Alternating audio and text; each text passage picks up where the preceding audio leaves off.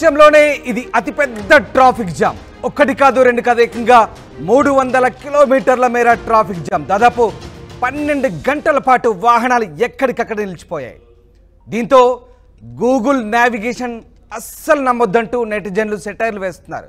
Yes, Prayagraj మహాకుంభమేళాలో భక్తులు పోటెత్తిన పరిస్థితి ఇది. భక్తుల తాకిడితో కిలోమీటర్ల మేర ట్రాఫిక్ జామ్ అవుతుంది. ట్రాఫిక్ వల్ల స్థానికులు భక్తులకు తీవ్ర ఇబ్బందులు ఎదుర్కొంటున్నారు. రష్ కారణంగా ప్రయాగరాజ్ సంగం రైల్వే స్టేషన్ పూర్తిగా క్లోజ్ చేశారు.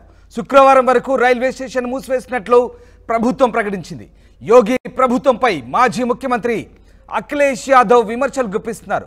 కుంభమేళా నిర్వహణలో యోగి ప్రభుత్వం విఫలమైందంటూ అఖిలేష్ ఆరోపిస్తున్నారు. ప్రభుత్వ వైఫల్యంతోనే ప్రయాగరాజ్ ప్రజలకు ట్రాఫిక్ కష్టాలంటూ మండిపడుతున్నారు. ప్రభుత్వ నిర్లక్ష్యంతో కోట్లాది మంది ప్రజలకు ఆకలి దప్పులు వేస్తున్నాయంటూ అఖిలేష్ మండిపడుతున్న పరిస్థితి కనబడుతోంది. ఇక ప్రపంచంలోనే అతిపెద్ద ఆధ్యాత్మిక మహాసంబరమైనటువంటి కుంభమేళా ఇప్పటికీ 28 రోజులు గడిచినా రద్దీ ఏమాత్రం తగ్గడం లేదు. రోజు రోజుకు భక్తులు రాక పెరిగిపోతుంది. ప్రయాగరాజ్ వైపు వెళ్ళే దారులన్నీ కూడా కిక్కిరిసిపోతున్నాయి. దీంతో 200 నుంచి 300 కిలోమీటర్ల మేర ఎక్కడికక్కడ ట్రాఫిక్ జామే. యాత్రికుల వాహనాలు గంటల పాటు రోడ్లపైన నిలిచిపోతున్న పరిస్థితులు కనిపిస్తున్నాయి. ఈ రద్దీని నియంత్రించేందుకు పోలీసులు నానా తంటాలు పడుతున్నారు. ఈ క్రమంలోనే మధ్యప్రదేశ్లోనే వేలాది వాహనాలు నిలిపేస్తుండగా యూపీ అధికారుల నుంచి అనుమతి వస్తేనే వాటిని అనుమతిస్తున్నట్టుగా తెలుస్తోంది. మొత్తం మీద ప్రయాగరాజ్కు వెళ్లే మార్గాల్లో గత 3 రోజుల నుంచి విపరీతమైన రద్దీ. ప్రయాగరాజ్ కాన్పూర్, ప్రయాగరాజ్ లక్నో ప్రతాప్గఢ్, ప్రయాగరాజ్ వారణాసి మిర్జాపూర్, ప్రయాగరాజ్ రేవా జాతీయ రహదారిపై వాహనాలు బారులు తీరాయి. 48 గంటలుగా ట్రాఫిక్లోనే చిక్కున్నట్టు చాలామంది చెప్తున్నారు.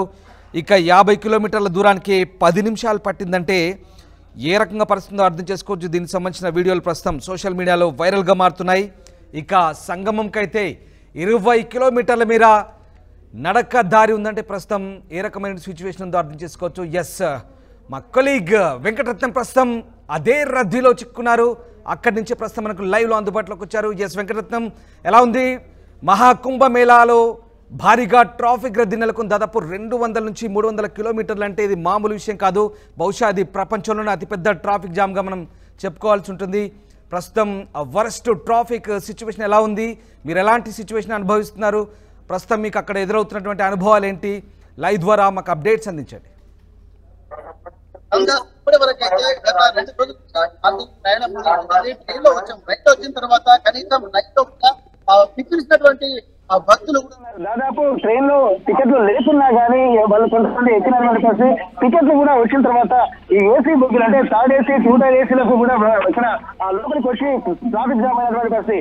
అక్కడి నుండి రైల్లో వచ్చిన తర్వాత ఇక్కడ కూడా దాదాపు సంగమానికి వచ్చేటువంటి మార్గంలో దాదాపు 2 గంటల సమయం కంటే ఎక్కువగా సమయం పట్టింది. దాదాపు ఇప్పుడు కూడా చూసినట్టయితే ప్రస్తుతానికి దూర ప్రాంతాల నుంచి కూడా భక్తులు, దేశం నుండి నలుమూల నుంచి భక్తులు వస్తున్నటువంటి పరిస్థితి. ఇక్కడ ప్రయాగ్రాజ్ లో దాదాపు 12 ఏళ్ల కోసం వచ్చేటువంటి కుంభమేళకు భక్తుల పుణ్యస్నానాల కోసం దేశం నలుమూల నుంచి కాకుండా విదేశాల నుండి కూడా వస్తున్నటువంటి పరిస్థితి.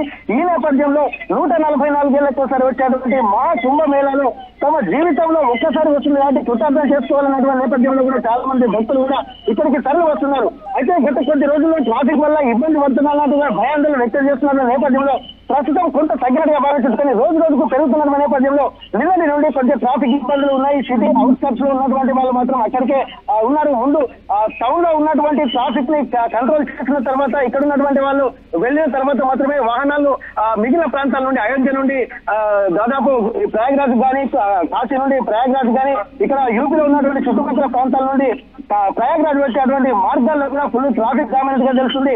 ముఖ్యంగా రైళ్లలో వచ్చేటువంటి ప్రయాణికులు తీవ్ర, ఎందుకంటే కొన్ని ప్రత్యేక రైళ్లు వేసినటువంటి నేపథ్యంలో కొంత వెసులుబాటు కల్పించడం అనిపించింది. ఇక ఐఆర్సీటీసీ వాళ్ళు కూడా ఒక 1000 రూపీస్ ఎక్స్ట్రా ఛార్జ్ తోటి కన్ఫర్మ్ టికెట్ కూడా ముఖ్యంగా ఒకసారి మనం చూస్తున్న విజువల్స్ లో దాదాపు వచ్చేటువంటి భక్తుల రద్దీని కూడా చాలా అనిపిస్తుంది.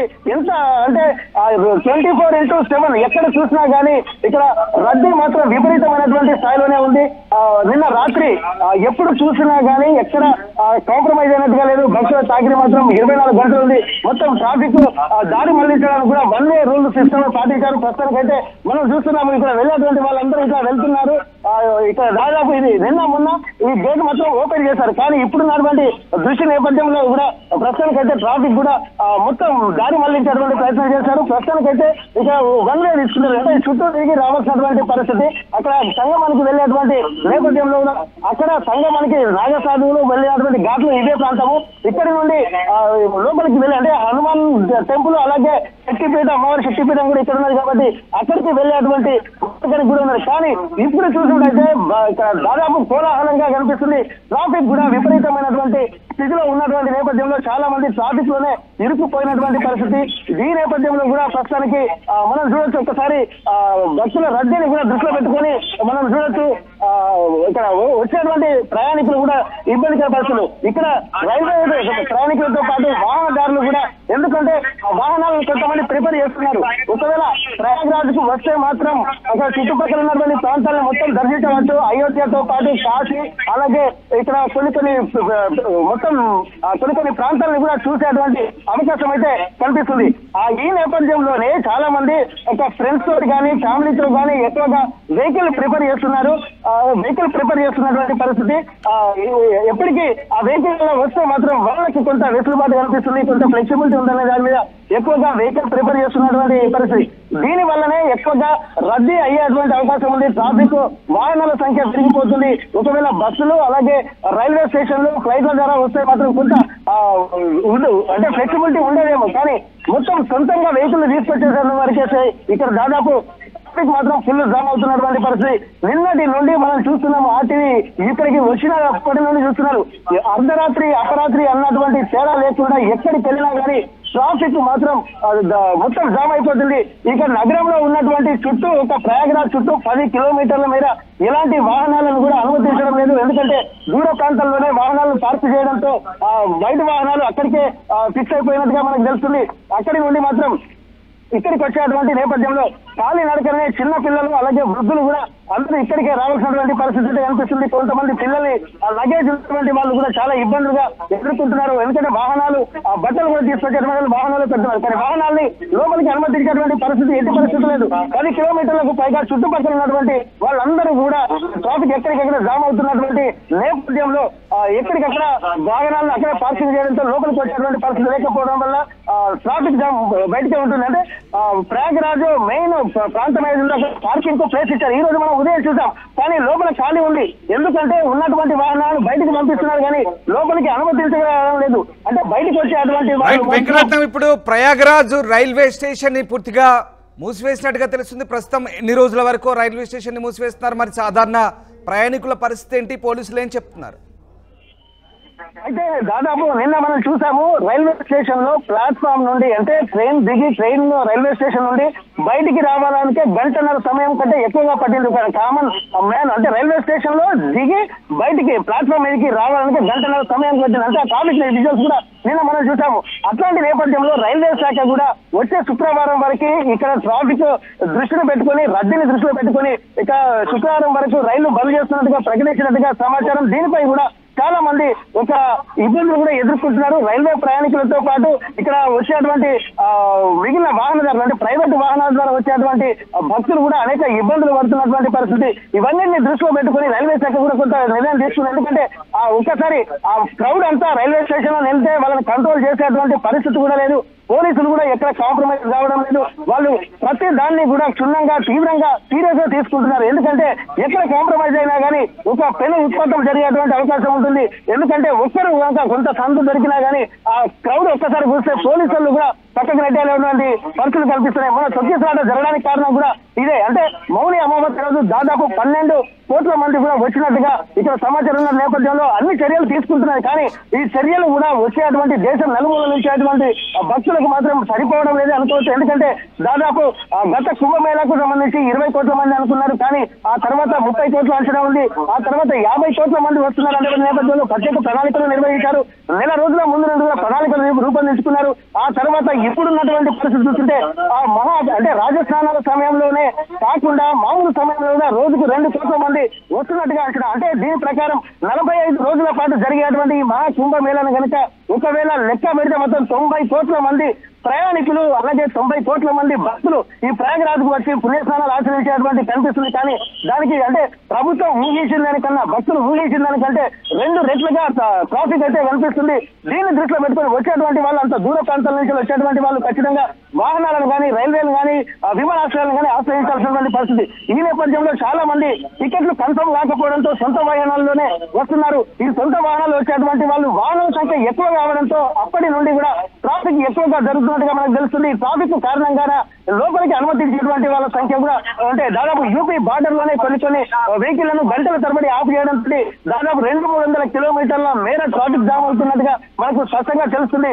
ఈ నేపథ్యంలో కూడా దూర ప్రాంతాల్లో ఉన్నటువంటి వాళ్ళు తమ బంధువులకు ఫోన్ చేసి గూగుల్ మ్యాప్ లో కూడా చూస్తున్నారు. గూగుల్ మ్యాప్ లో చూసిన తర్వాత ట్రాఫిక్ ఎక్కడికి ఉంది అన్నటువంటి సిచ్యువేషన్స్ కనుక చూస్తుంటే మాత్రం ఇప్పటి వరకు కూడా గూగుల్ మ్యాప్ లో కూడా దాదాపు కొన్ని గంటలు 10 నుండి 15 కిలోమీటర్లు వెళ్ళాలంటే కూడా గంటల తరబడి కూడా వెళ్లాల్సినటువంటి పరిస్థితి అనుకుంటుంది. ఇక్కడ మొత్తం ప్రయాగరాజ్ లో పుణ్యస్నానాలు ఆచరించేటువంటి సందర్భాన్ని చూసినట్టయితే దాదాపు ఎక్కడ ఇంతవరకు ఇటువంటిది ప్రపంచంలో నా భూతో నా భవిష్యత్తు అన్నట్టుగా కనిపిస్తుంది. ఎందుకంటే 144 ఏళ్ల కోసం వచ్చేటువంటి ఈ ప్రయాగరాజ్ కుంభమేళకు సంబంధించి కూడా దాదాపు అంటే ప్రయాగరాజ్ ప్రాశస్త్యం తెలిసినటువంటి ప్రతి ఒక్కరూ కూడా ఒక్కసారైనా సరే వెళ్లి పుణ్యస్నానాలు ఆచరించాలన్న ఆ సూచనలు ఆందోళన అలాగే ఒక ఎంతూజియాజం కూడా వాళ్ళలో కనిపిస్తున్నటువంటి పరిస్థితి ఉంటుంది. మొత్తానికైతే దాదాపు ఇక్కడ చూసినట్టయితే ప్రస్తుతానికి ఇక్కడ ఎంత ఆలోచించినా గానీ ఆ ప్రయాగరాజ్కి వచ్చేటువంటి భక్తుల సంఖ్య విపరీతంగా పెరుగుతున్నటువంటి పరిస్థితి కనుకుంది. ఇది ఇంకా పెరుగుతుంది. అంటే రేపు ఈ సంఖ్య పెరగడానికి ఒక కారణాన్ని మనం గమనించవచ్చు. రేపు దాదాపు మాఘ పౌర్ణమి. ఈ పౌర్ణమి అనేది చాలా ప్రాశస్త్యమైంది.